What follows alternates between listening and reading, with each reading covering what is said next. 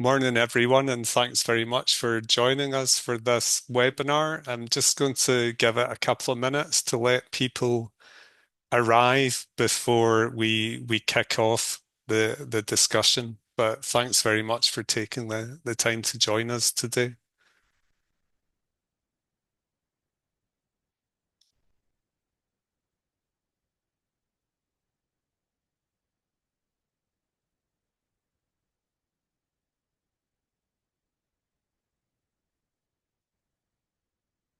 Yeah, just give it another minute or two before we start.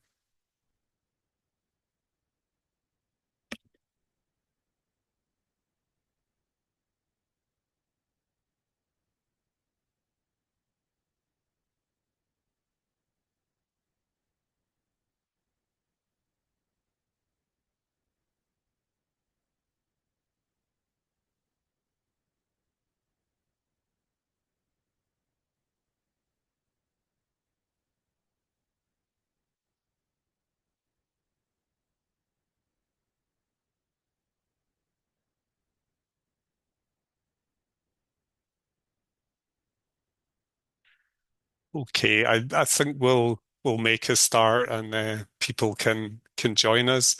Welcome to this webinar on vacant and derelict land reuse, at which I, from the Scottish Land Commission, David Stewart, and Mark Robertson from Ryden are going to talk about the challenges of vacant and derelict land, but also approaches to securing its productive reuse. Before we get into the details of the event itself, I just wanted to highlight that this is part of a wider program, a rolling series of events that the Scottish Government are running as part of the National Planning Skills Commitment Plan. So thanks to Susie Sterling, who's coordinating that work, for giving us the opportunity to share our research and ideas today. There's a great program for the month of May, which is all focused around National Planning Framework 4, its objectives and their delivery. So please have a look at the program. I'm sure a lot of you have seen the flyer already. There's a great range of free events and topics such as community wealth building, 20-minute neighbourhoods, and biodiversity. So please have a look and sign up. Also, just to mention that the event's being recorded so that if the Scottish Government want to share it with people who have missed the topic, they can. So if you're not keen on being videoed or recorded, please switch your camera off. Also to say that the format of the event today, Mark and I are going to talk for maybe 40, 45 minutes on the topic, and then there'll be a question and answer session. But please don't feel you need to wait to post questions until the end of the presentations. Please post questions or comments in the chat as you go. Scarlett, our communications manager, is monitoring the chat, and she'll be keeping an eye out for questions and also posting links on topics or pieces of research that Mark and I will mention as we go. So I think that's everything that I wanted to say before we get started. So I'll just share my screen and start the presentation now.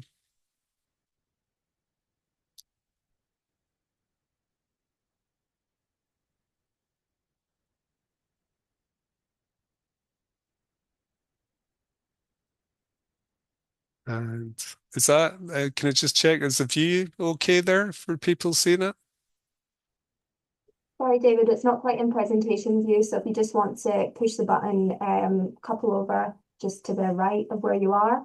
Oh, yeah, Yeah, that sorry, one. got it. Sorry, Yes. the one with the, yeah, yeah, brilliant. This is why I was saying to Mark, it's hugely helpful to have Scarlett here because I am a little technically inept. But yes,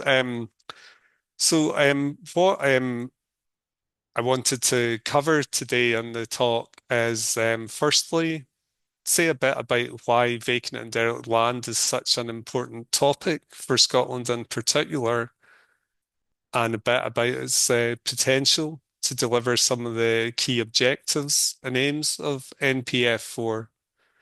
I'm then going to go back a little bit in time to about 5 years ago, maybe longer, to talk about the really quite important work of the Vacant and Derelict Land Task Force and highlight some of its main outputs and share its main recommendations.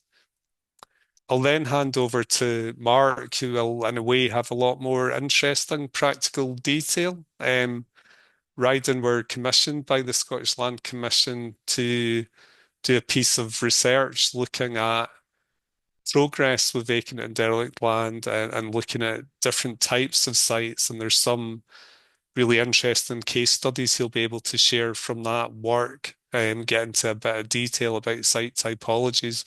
But I think also Ryden do a lot of work in this area. It's a real passion for Mark. So I think he'll bring in other pieces of work beyond that bit of research.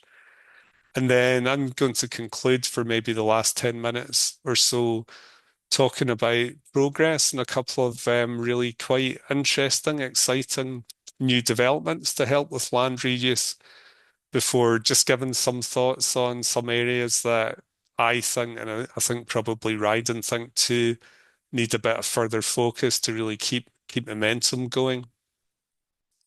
So that's the content for today. And yeah, so why does vacant and derelict land matter? Well, it's a big issue in Scotland, and it's maybe not surprising, but it's really a legacy of Scotland underwent a really rapid shift from an industrial economy and one really based on heavy industry to service-based economy in the 1970s, late 1970s, early 1980s.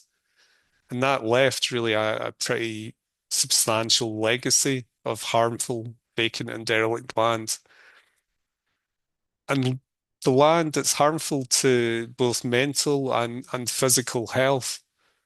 And there's an equality issue there because perhaps unsurprisingly, it tends to be concentrated in lower income areas. But I think maybe most importantly, any piece of vacant and derelict land is a missed opportunity. Land's precious, it's often expensive to buy, and the land could be used for green space, for community use, for housing. So I suppose that's why we're talking about the topic today. And then just some thoughts on the way that reuse of vacant and derelict land can really align with NPF4's priorities. There's an enhanced focus on net zero, and often sites, you're talking about building reuse, but also the sites will often be close to centres of towns and existing amenities. So there's opportunities there to reduce car use. There's also an emphasis in the planning framework in brownfield development. Town centre regeneration and living. Again, there's a lot of vacant units and vacant sites in town centres as our shopping and works habits change. And linked to this potential for 20-minute neighbourhoods by building close to amenities and providing housing in towns and city centres as their functions change. And a final point, the link to community wealth building, because often the people who might redevelop sites would be SMEs or perhaps communities or housing associations. So now to say a little bit about the work of the Vacant and Derelict Land Task Force. This was a group of 30 or so experts, and it was from a range across Scotland, private sector, public sector leaders, but also third sector representatives. And there was 2 years of really quite intense work at looking at the issue and the challenge of vacant and derelict land and developing practical proposals and approaches to reduce land and really accelerate vacant and derelict land reuse. And there were a lot of really quite significant outputs. Many of them still available on our website if you want to have a look. So one idea which I think we'll come back to later on and possibly in discussions is the idea of taking a well-being approach to decisions on land and decisions on finance. So instead of purely looking at which approach or say developing which piece of land has the best financial return or the lowest cost, looking more widely at issues such as which development would positively impact physical and mental health, active travel, would create jobs. And taking that approach really can help tip decisions into building reuse or brownfield land reuse compared with greenfield development. There's also a funding guide, a community route map to help communities looking to reuse land or buildings. There's a map of long-term harmful sites, which has had really quite a positive impact. I'll go on to say a little bit more about that. And there was a partnership with the Development Trust Association Scotland, which actively supported communities, and a number of sites were brought back into use.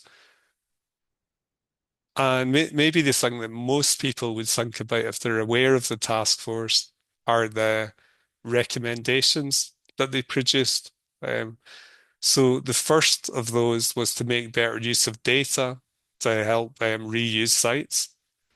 Second one was embedding a joined up approach in both policy and funding to reuse. So that's really about mainstreaming reuse of vacant and derelict land in both policy and in funding. Also demonstrators and sharing what worked. And I think we can come back to that bit with some of the case studies. And finally, and I always think this is so important, having a socially responsible approach to land reuse. So effectively, if you're making a decision to develop a site or say build a new school or library, you need to also think about, well, what happens to the existing school or library? Do we have plans for it? If we don't, what's the impact on that community? So incredibly important, I think, that one. So before I shortly hand over to Mark, just to highlight quite a bit of this talk's based on the review of progress that the Land Commission published late last year.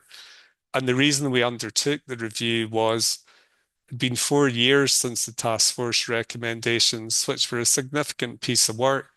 So we wanted to take stock and see what progress had been made. Another point was that in that time, if anything, the importance of land reuse and net zero has only increased. So there's almost a need for a re-emphasis and a refocus. We wanted to also highlight successes and celebrate progress. And finally, we felt there was bound to be areas that still needed more focus and more work. And so we wanted to highlight those to maintain momentum. So that was why we had the review, and we employed Ryden, who had already done a great deal of work and had real expertise in this area. And at this point, I'll stop sharing my screen and hand over to Mark. Thank you, David, and good morning, everyone. I'll go through the usual trying to present my screen on a platform I'm not used to using, so hopefully it will work. Can anyone confirm that now on screen? Yeah, that's perfect, Mark. Okay, thank you. Thanks and good morning again. The first couple of slides are a wee bit overlap with David's, so I won't dwell on them too much, and we'll get into the meat of the analysis that the Land Commission commissioned us to do. Going way back to 2018-19, David's highlighted the importance of the task force. And one of the questions was just why? We're 40 years since that deindustrialisation and some of the depopulation that David mentioned. So why in the late 2010s were there still so many and such a large volume of vacant and derelict land across Scotland? Try to understand that, understand the momentum and how we could improve that to reuse it for all the reasons cited. Again, as David said, we did a follow-on funding review, impact work, research into the socioeconomics, and I can give folks links to the wellbeing information at the end of this if they'd like. And that led to a renewed policy and funding focus on V&DL. I mean, it's worth saying that the 30 people in the task force, it was a very positive process, but it was not a cuddly process. These are major issues for communities and for corporate responsibility, all the things David mentioned. There was some challenging discussions around the persistence of vacant and derelict land and how we can address that. So mainly I'll talk about the 2024 progress report, which Scarlett has put a link to in the chat box. And then since the report was published last September, we've done a couple of other things. There's the updated vacant and derelict land survey. It's an annual survey, as you'll know. So I'll do one slide on that. And I'll also do one slide on a business case that we've helped the Glasgow City region, City Deal folks, develop for application in that region. So a more forensic approach. Not running through this, but just to emphasise again what David said, that there's a very strong interlocking policy matrix now. It wasn't quite as clear as this in 2018-19 when we started. It is now. The focus on brownfield reuse, existing assets, so the infrastructure plan on the right-hand side, the focus on town centres, climate change, net zero, all of these cross-cut into the topic of vacant and derelict land, including vacant and derelict land with buildings, so abandoned buildings too. As I say, I won't go through that. I think most folk on the call anyway are pretty expert on these policy areas. The changing funding landscape is a challenge. So not too long after the task force reported, new funding streams emerged, some related to and some driven by the work, levelling up fund and share prosperity at the UK level, previous government. Under the Scottish Government, there was the programmes listed there, all of which allocate monies to good reuse of vacant and derelict land. There's the regional public sector funding that's ongoing, so a lot of the City Deal and Growth Deal projects land on vacant and derelict land. They can report the reuse of that as a positive element of what their work's all about. And there's wider funding. So the report, again, I think has been put in the chat box that my colleague Charlotte Ballantyne prepared, then updated, found about 40 different potential sources of funding. Now, some are quite specific. Some might be targeting certain areas of employment or community development or active travel or whatever. So depending on the project, but there's a range out there. But this range is forever changing, to be honest. Some of those funds are allocated, some are being frozen, then potentially unfrozen, some are being recast. The big underlying one that used to be there from Europe isn't there anymore. And then at a local level, you've got the local authorities do it, what Scottish Enterprise does, URCs, the works and the likes of Edinburgh or Dundee Waterfront or Clydebank Waterfront for that matter. So it's a very busy landscape, but more challenging to navigate than it has been in the past. The emergence of the likes of Clyde Mission, the free ports, the investment zones, again, will strongly focus on vacant and derelict land and hopefully continue the reuse. This compares the portfolio of vacant and derelict land in 2017 and 2022 across Scotland. The reason for the dates is a bit of a lag. We're always working about 18 months behind. So the 2019 report was the first one, and the 2024 report is the second one. And I should say at this point, we are very fortunate to have the work that the local authorities report to the Vacant and Derelict Land team under Charles Brown at the government, because that gives us the baseline for all this. We can measure it. If we couldn't measure it, we wouldn't know where to start. But at least we do have a long-run assessment of vacant and derelict land. The figures you can't see there, there's no totals written, but the story there is in 2017, there were 3,731 sites. That fell at a rate of about 2.5% per annum to 3,277, so a net reduction of 450 sites or so. That net reduction of 2.5% per annum in site numbers is net of reuse and then also new sites coming on, which we'll talk about too. So it's not just a flat stock, there are new sites being created too. In hectareage terms, it's 11,900 falling to 9,200, not shown there. So quite a substantial fall in hectares of vacant derelict land. We'll be a little bit careful with that, because some of the fall in the large land areas is not urban and it's not development, it's reclassification. So it's things like naturalisation of bins or decisions that quarries no longer list and so on.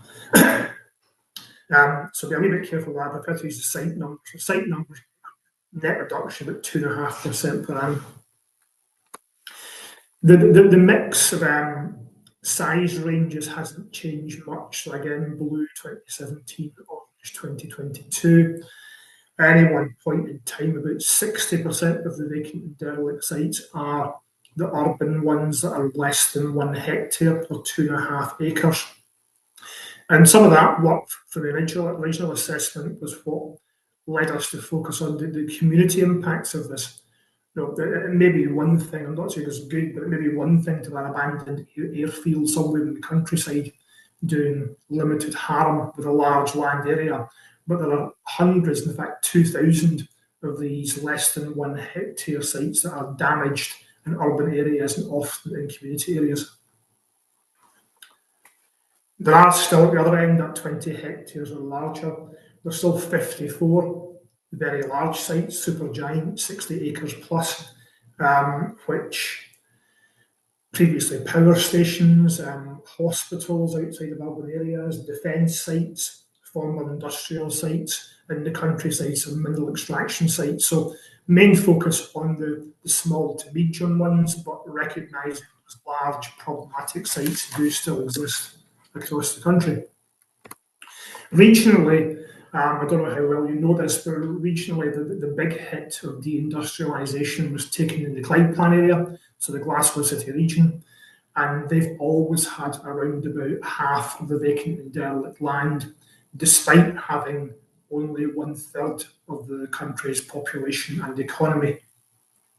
You can see there the numbers of sites falling. Some have actually increased. So Aberdeenshire North area, we use the city deal areas here just for a brevity. Aberdeen North area saw more sites to 2022. Tay Plan saw a little more. Mostly there was a fall, and the most dramatic fall, as we'll come on to, is in that Clyde Plan and sort of Glasgow region area. One of the issues that came up again and again in the original work was the persistence. So sites that had been vacant for 20, 30, 40 years, and we'll show more of this as we go on, it was a major concern. So one of the analyses we did in 2024, if you look at the dates along the bottom, that tells you when the site was vacated. So when it became a vacant and derelict site. Not always the same date is added to the register, so there is some forensics required here sometimes to understand when things became vacant. But what you can see, that this is very, very positive, is that the earlier sites, the ones that were vacant from the early 80s into the 90s, they're being reused too. So it's not just a case of the easy, recent vacant sites where something's been demolished and rebuilt on. The 30 and 40-year-old sites on this analysis are also being reused, or in some cases, as I mentioned, reclassified, that have become naturalised. That's a site drop, if you like, the net drop in site numbers according to when they became vacant. There are sites added each year, and again, using some high-level numbers, there's about 250 sites taken off the register each year on average, but about 60 added back. So the 250 net figure, there's 310 sites added per annum. So 310 sites taken off each year and 60 added. That's how you get the net figure of 250. So this is not a fixed portfolio. When you're trying to compare year on year, you're looking at sites that are being reused and a smaller number that are coming back on. So it's still an ongoing challenge. The reason for the big spike there in 2020, that's an MOD site added at Annan. So you sometimes get that effect that a very large site creates a very large spike in hectares, either being reused or being added. You could possibly say in that top left-hand chart that it's a decline, so the number of sites being added seems to be getting less, so 100 in 2018 down to 40 in 2022. That would be good. That could be a finding of the policy and funding focus. It'd be a tentative conclusion, I think, without the detailed linkages there, but it's certainly a good trend.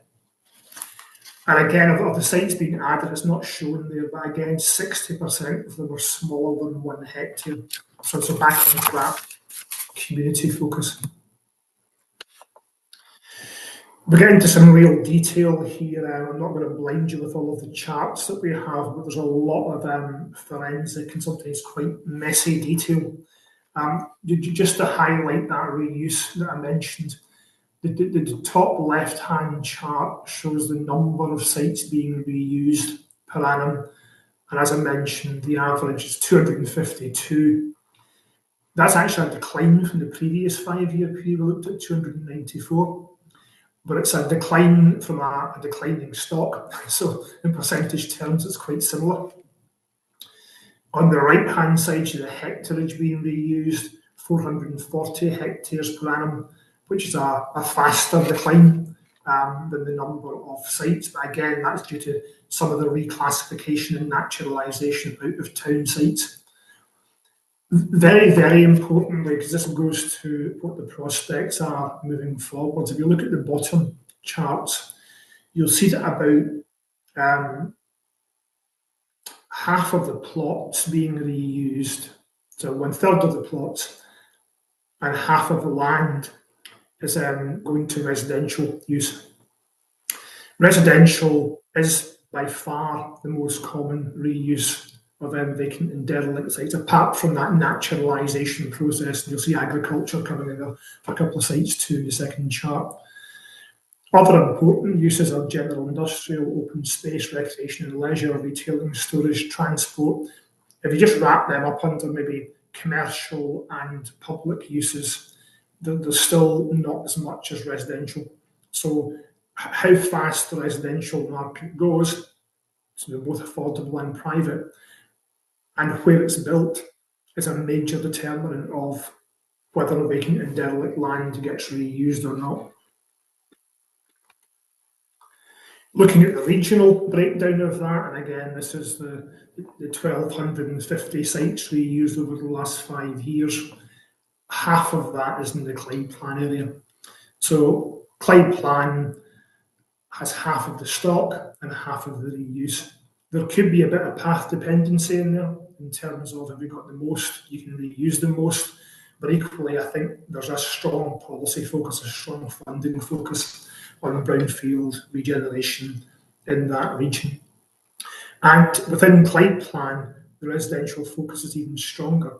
So 57% of the sites reused and 59% of the land reused in Clyde Plan was reused for residential purposes.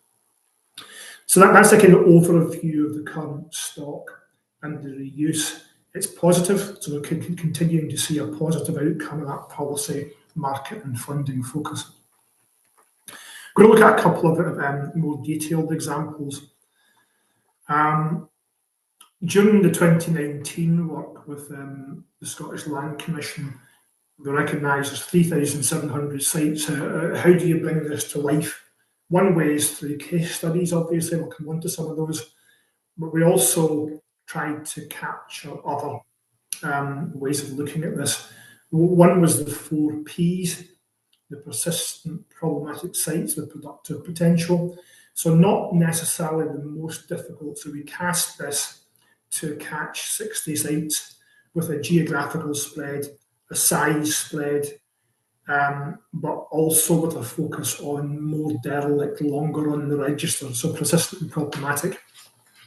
And the progress check on those in 2024, 5 years on, is remarkably positive.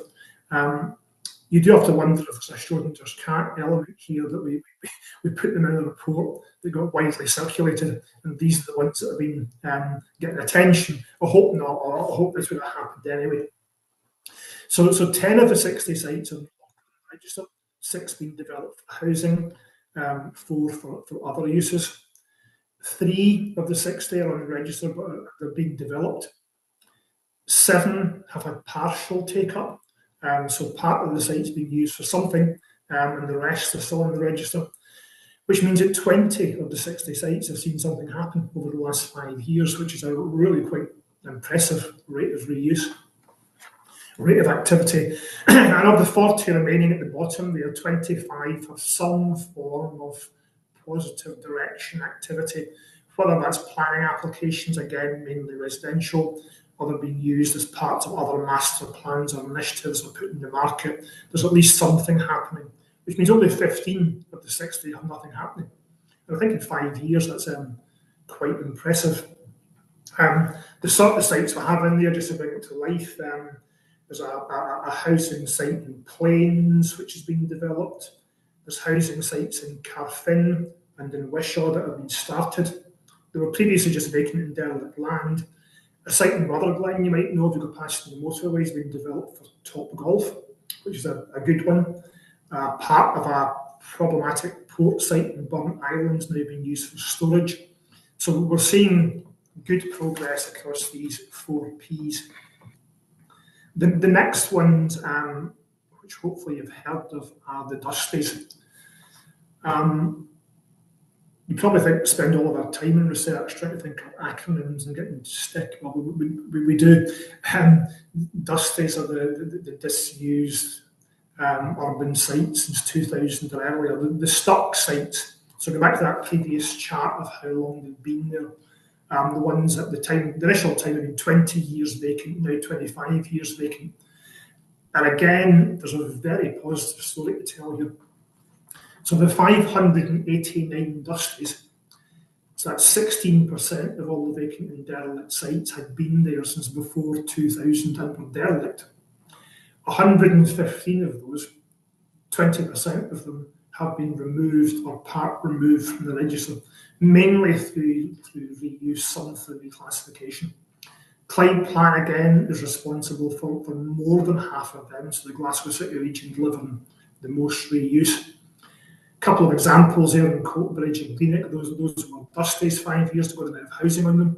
And again, if you look at the left-hand chart, you'll see residential has been the most common reuse. Quite a bit of industry, transport and storage, so it's a mix of uses, but mainly residential. And again, by hectares in the bottom chart, residential being the most common. Though when you do it by hectares, you can see in the middle next to residential, the open space and recreation and leisure do account for quite a bit of land. Not many by site number, but quite a lot by land area.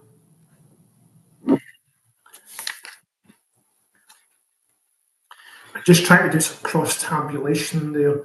The dusties are 16% of the sites, or were in 2019, and then responsible for 9% of the reuse. So if we try and do it on a weighting allocation quotient, a dusty, an old derelict site is being reused well, but about half the rate of the rest of the sites. So still not the same pace of change. Looking at a few case studies, these are in the report. I don't think I'll dwell on these just for time reasons. There's case studies in the 2019 report, case studies in the current report, that's there on the screen. We also did a panel review of all 25 case studies that the Commission had collated over the last 5 years.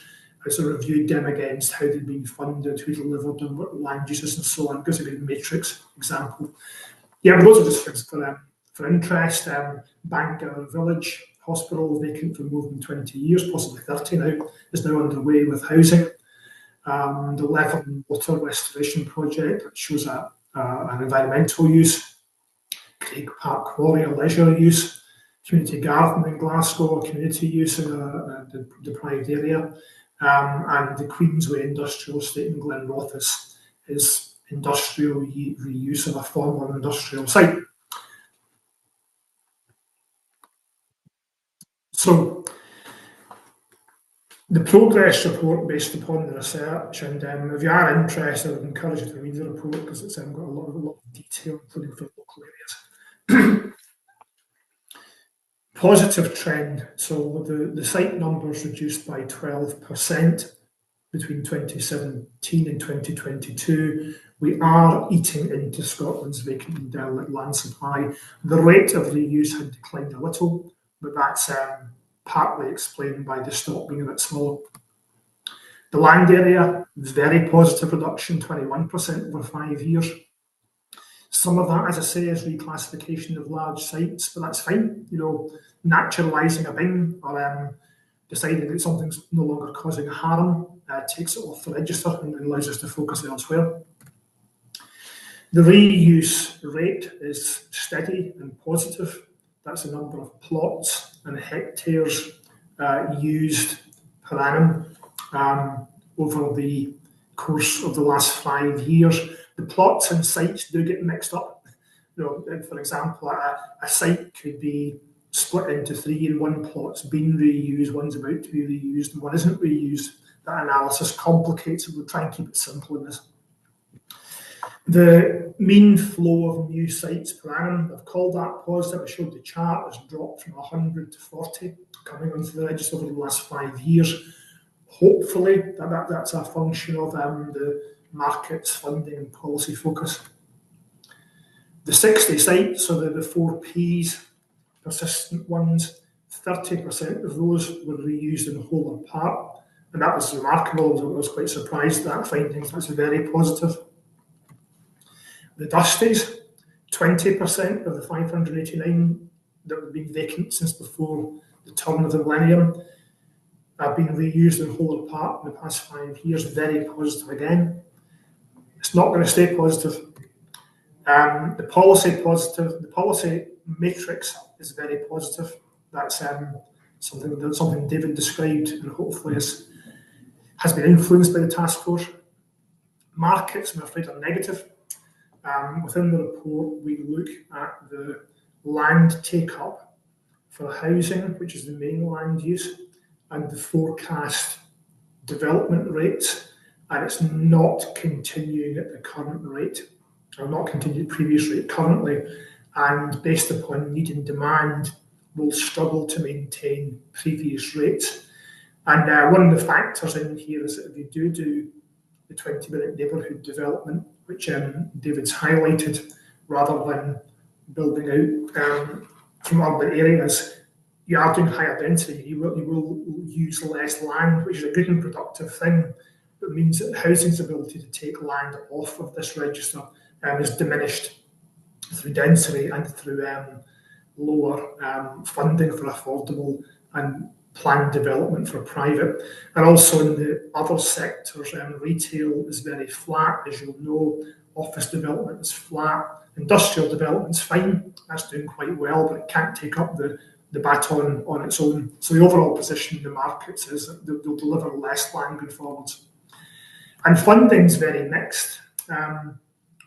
It's definitely softened to an extent. If we're looking at public funding, grant funding, philanthropic funding, and so on, very hard to call going forwards. But there is a sense that perhaps the last 5 years were a bit of a peak. if you look at public sector austerity coming forwards and so on, can't use that word, but I know what I mean. So it's quite challenging there. So the question really is, we've had a really good rate of reuse over the last 5 years. Will the markets and funding allow us to sustain that? And I guess there's a question mark over that. It would be a very, very good achievement to continue at the current rate of reuse. So a couple of things just to finish off. Flash update from the Vacant and Derelict Land survey that was published after we did the analysis I've just shown you. So the total area of land has fallen by a further 1% over that year. The sites have dropped by 100 and something. I think it was 3277, so we lost 160 sites. Most of it's now derelict, and 177 sites were reused in 2023, against that 250 average over the past 5 years and 290 over the 5 years before that.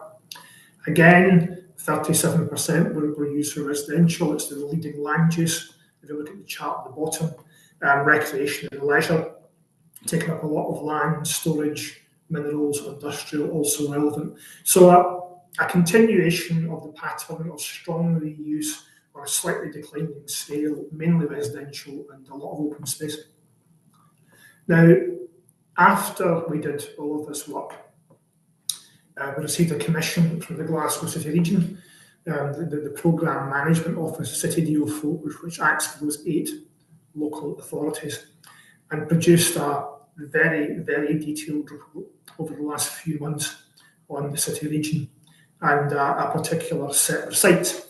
So again, recognising that in that region, there's a long-run echo of deindustrialisation and depopulation. I picked those words deliberately because quite often the derelict sites are former industrial or port or utility sites, and the vacant sites are often in housing areas. So Easterhouse, Drumchapel, Fergusley Park, South Wishaw, lots of places like that have double figures vacant sites in them because of housing stock clearance over the years. So both contribute to this total. Since the 1990s, the exclamation mark there, the Clyde Plan area has reused half as vacant and derelict land, but still has half, and still has half of Scotland's vacant and derelict land. Lower development rates I've mentioned, funding less certain I've mentioned. What they develop is a very strong business case framework. They give a lot of optionality to focus on urban areas, challenge derelict sites, industries, deprivation, publicly owned sites as one test. So a really good framework, and then reprioritise that with the local authorities, and looking at policy priorities, which threw back in quite a lot of the general large regeneration sites, the Queen's Quays, Ravenscraigs, Wester Hills, and so on. We analysed for them, I initially had this on the screen, but it's just not possible to show, 295 sites. So there's 1,550 VDL sites in the area, 295 sites, 62 data fields. So developing the Scottish Vacant and Derelict Land Survey to include much more forensic analysis of, is it in a housing land assessment, is it effective, has it started, is it industrial land? We did a market review by Ryden under different categories. We had Bigger Economics produce 4 economic and wellbeing categories, and kindly the Central Scotland Green Network Trust reviewed 4 categories of greening, active travel and open space and so on. So we've got that across all of the sites, which leads us to sort of portfolio view of what they could be reused for. And it takes you back to that key question though, are we trying to sustain or enhance the existing vacant and derelict land reuse rate, and how would you do it? Where would you focus? Again, on deprivation, on challenged long-term sites, on ones where the public sector's got some traction, on regeneration sites which have already started. So a really complex piece of analysis, but one that we've now shared this week with the city region, and they're happy for us to mention today. Positively, again, we took out some sites. That's why you get from 295 to 242, the second last bullet point, because it seemed to be well and a good status in planning. So we chose to take them out. Of the 242 sites left, 16 were activated during the period we were working on this, which is great. So something happened, each of them got a planning application and a grant award, and became part of the master plan. So again, positive progress here across this. And the final potential we found across the 242 sites was 18,000 residential units, which is quite a chunk. Certainly some employment commercial and some of them significant, say Central Ravenscraig, for example, and also widespread greening potential, leading to a conclusion that a lot of these sites are mixed. And a red line treatment of them, where you draw a line around it because that's what it used to be, often isn't the right solution. Some of the sites can be resi-led with community or employment uses and significant green space and active travel routes. So the route back through this is into LDPs, master plans, development frameworks, and so on, rather than just looking at individual plots. So we've passed that back to the city region people, and they're looking at what the next steps might be. And just to finish, message here, I think, about the current activity and prospects. Here's some things that are ongoing right now. Clyde Gateway, Dunbarton South, 173 new mixed tenure homes to be built on what was 2 hectares of industrial land right in the heart of Dunbarton. So in the inner east end of Glasgow, reusing that land for housing, and you can see the plans, the open space and travel routes and so on. Just to the south of that, Shawfield across the river, Clyde Gateway, the URC is building 2 high-value manufacturing units, so targeting a very active and very undersupplied part of the economy. Again, using 1.8 hectares of vacant derelict land in the inner city. And I've mentioned Ravenscraig, I think, more than once. 748 is the central area for, there's a lot of housing built there. The central area for the new industrial distribution product, where Fusion Assets, North Lanarkshire's company, is building a £10 million industrial development to modernise the stock and create jobs in that area on 2.8 hectares. So I thought I'd just share a couple of those current ones. There are plenty more given the rate of reuse of vacant derelict land. I hope you found that interesting. I hope I haven't overrun my time too much. I think I have actually, but I hope you found it interesting. I can see there's quite a lot in the chat box. I couldn't monitor that while I was presenting. So I'll rely on Land Commission colleagues to tell me if there's questions in there. And David, back to you for questions and answers. Thanks very much, Mark. I would encourage people, if they do have time, to have a look at the report, because there's some really great and inspiring case studies on how land can be reused in a very positive and productive way. Just before the Q&A, couple of things I wanted to share. I'll just run through these quickly. Significant outcomes after the task force work. There was a great community-led regeneration project that the Development Trust Association Scotland ran that actually supported some communities to take on land and buildings and reuse them. But there's a gap there now. That pilot's ended, and actually a recent piece of work by Community Land Scotland in the Glasgow area found there was great interest in taking on urban sites for community ownership, and actually the bulk of these sites were vacant and derelict land, probably because it was having a harmful impact on the community. Mark also mentioned funding, and that's an issue. A fund that came about probably as a result of the task force work and has funded projects and is going to fund some more this year. That's been positive, but as Mark said, it was paused at one point when there were cuts. And there's also an issue, I think, about funding being competitive in short term rather than being long term, and allowing people to, I suppose, develop resources and skills and strategies. A couple of really positive initiatives that have come about following the task force recommendations, and I hope you'll all like this as people working in land use and planning. The Scottish Government took up the recommendation to have a better use of data, and they've developed a vacant and derelict land hub and map that's on the Our Place website. And you could really go down a rabbit hole on it. It's incredibly useful in providing information if you're interested in reusing sites.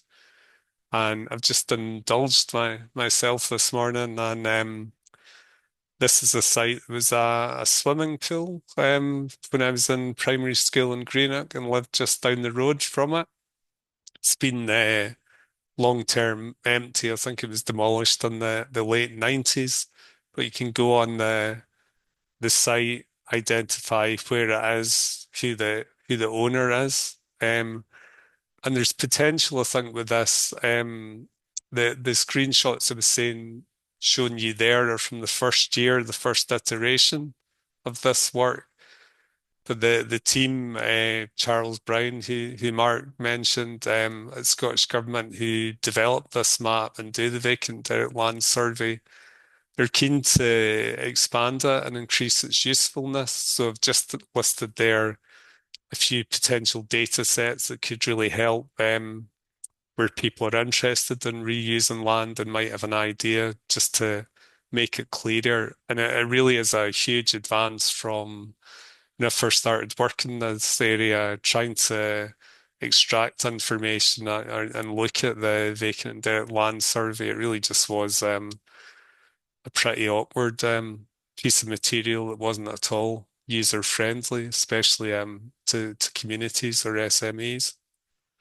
And a second really positive initiative is I can never get this right, but the King and Lord Treasurer's Remembrance are a seemingly quite obscure part of Scottish Government, but they can take on ownerless land. Previously, they were a very small team and only took on occasional sites, but they're now looking to be proactive and identify sites for reuse that's in the public interest. So there's a 2-year project that the Land Commission are involved in, looking at reuse with input from Registers of Scotland and Companies House. So vacant derelict land is one of the work streams. We're working with councils, and their priorities are both housing and town centre regeneration. And the first trial on this with North Lanarkshire Council and Renfrewshire is just about to kick off. So really just to wrap up before we have time for a couple of questions, very positive that reuse continues as Mark set out, but I think there's a few areas that need further focus. And in terms of actual reuse itself, we feel there needs to be more reuse, more emphasis on how you support development of housing. There's always this challenge where greenfield land is less risky and less expensive to develop. Policies all support brownfield land reuse, but it's really areas such as tax and funding that I think have got potential to really make a difference. But I'll stop there. Thanks very much for your interest in attending, and I know we've got a couple of good questions in the chat, so I'll just quickly run through these. And the first was from Duncan Ryden, and his question is about how rural communities can essentially get landowners to negotiate and take them more seriously around vacant and derelict land. And I think the issue he's highlighting are examples about network rail. So I'll maybe have a first go at that.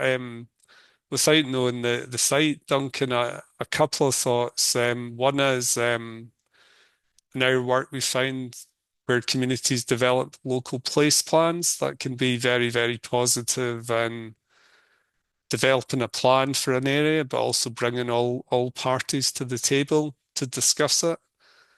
And the second one, I'm thinking of an example with a development trust in Wigtonshire in Dumfries and Galloway, where it's a former bank that was empty on the high street.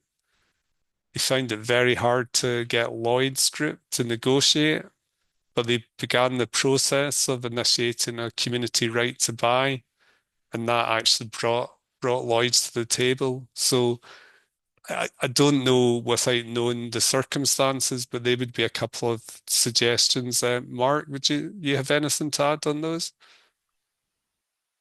In terms of the actions, I think that and the corporate social responsibility of the landowner would be the route to go down. It's just worth mentioning, we are dealing with an iceberg here of land that historically the landowner would simply be waiting for the high value to turn up. That's been the position, and it's still the position, default position in a lot of situations. When we spoke with the task force initially, it was quite a heated discussion. 40% of the sites were owned by the private sector, 40% by the public sector, and 20% by former public sector, rail, gas, port, other utilities, and so on. And apart from, let's say, the more enlightened bits of the public sector, so the URCs, regeneration bits of councils, and so on, well master planned areas with big plans, most were quite passive in waiting for that. When's the consent going to come our way that will allow us to tidy this site up?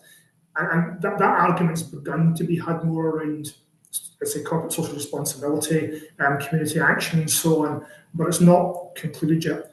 And the message we tried to get across in the first report is, and it's even stronger in the second one, there is not enough development demand in Scotland for all of these sites, all of this land, to get a beneficial planning consent.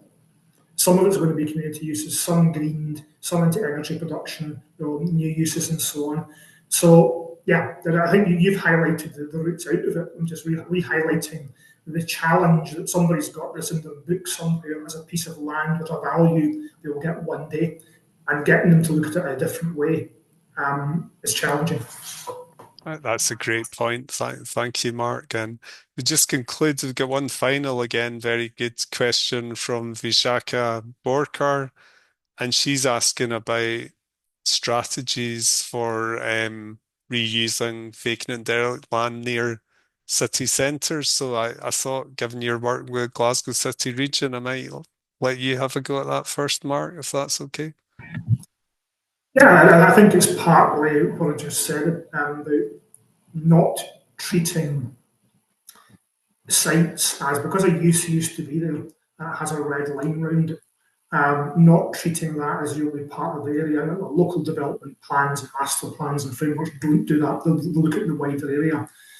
So the site may have a number of potential reuses depending upon where it sits.